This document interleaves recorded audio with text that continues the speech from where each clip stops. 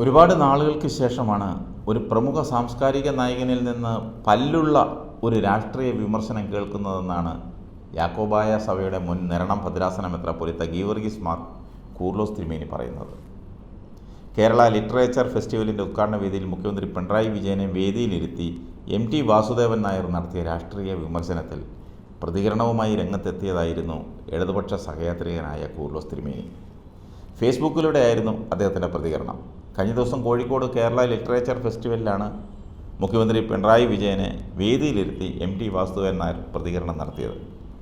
അധികാരം എന്നാൽ ആധിപത്യമോ സർവാധിപത്യമോ ആകാമെന്നും രാഷ്ട്രീയ പ്രവർത്തനം അധികാരത്തിലെത്താനുള്ള അംഗീകൃത മാർഗമായി മാറിയെന്നുമായിരുന്നു MTയുടെ വിമർശനം. ആൾക്കൂട്ടത്തെ എളുപ്പം ശോഭിപ്പിക്കുകയോ ആരാധകരാക്കുകയോ ചെയ്യാം. തെറ്റുപറ്റിയാൽ അത് സമ്മതിക്കുന്ന ഒരു മഹാരഥനും ഇവിടെയില്ലെന്നും MT പറഞ്ഞു. അധികാരത്തെയും അധികാരികൾ സൃഷ്ടിക്കുന്ന ആൾക്കൂട്ടത്തെയും അതുവഴി രൂപപ്പെടുന്ന നേതൃപൂജകളെയും കുറിച്ച് MT രൂക്ഷമായ വിമർശനമാണ് നടത്തിയത്. നയിക്കാൻ ഏതാനും പേരും നയിക്കപ്പെടാൻ അനേകരും എന്ന സങ്കല്പത്തെ മാറ്റിയെടുക്കാൻ EMS എന്നും ശ്രമിച്ചു. നേതൃത്വ പൂജകളിലൊന്നും അദ്ദേഹത്തെ കാണാഞ്ഞതും അതുകൊണ്ട് തന്നെയാണെന്നും MT പറഞ്ഞു. ഇത് വളരെയേറെ വിവാദത്തിന് വഴിതെളിച്ചു.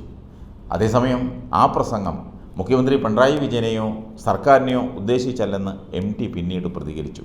ഞാൻ വിമർശിക്കുകയായിരുന്നില്ല, ആർക്കെങ്കിലും ആത്മവിമർശനത്തിന് വഴിയൊരുക്കിയാൽ അത്രയും നല്ലത് എന്നാണ് അദ്ദേഹം സോഷ്യൽ മീഡിയയിലൂടെ പ്രതികരിച്ചത്.